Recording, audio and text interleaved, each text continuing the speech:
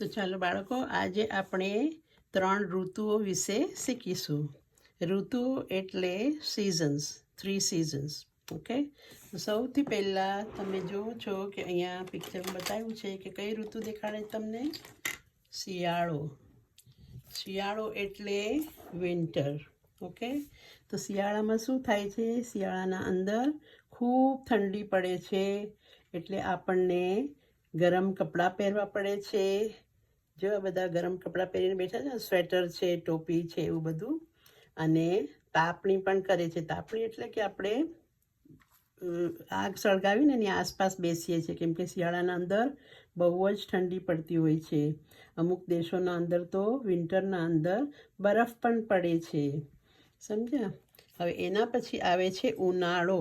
ઉનાળો એટલે કે સમર.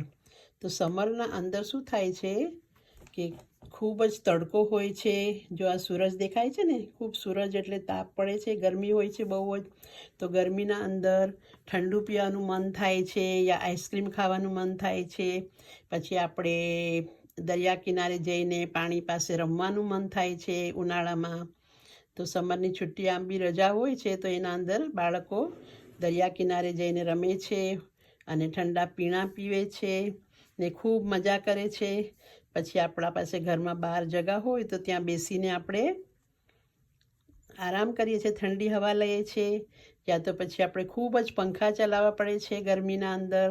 તો ઉનાળો આવે છે તો ઉનાળાના અંદર ખૂબ જ ગરમી હોય છે અને આપણે ખૂબ પંખા અને બધું ચલાવવું પડે છે. અગર તમારા ઘરમાં એસી હોય તો એસી પણ ચાલુ કરવું પડે છે.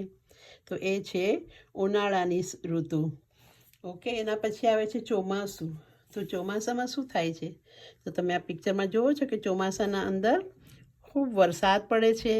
તો વરસાદના અંદર આપણને શું શું જરૂરત પડે છે? વરસાદમાં આપણને છત્રીની જરૂરત પડે છે કે આપણે ભીંજાઈએ નહીં.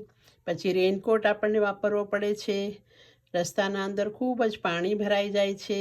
તો જો આ લોકો પાણીમાં જઈ રહ્યા છે ને, પછી જે નાના નાના ઝૂંપડા યા નાના નાના ઘરના અંદર રહેતા હોય છે, એ લોકોના ઘરોમાં પાણી ઘૂસી જાય છે એના અંદર.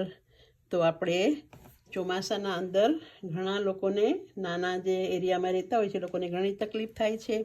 પણ આ ચોમાસું જે છે ખેડૂતોને માટે વધુ સારું છે, કેમ કે ચોમાસામાં વરસાદ પડે છે તો ખેડૂતોને ખેતરમાં પોતાની ખેતી કરવા માટે બહુ જ જરૂરી પાણીની જરૂરત હોય છે, તો એ લોકોને મળી જાય છે.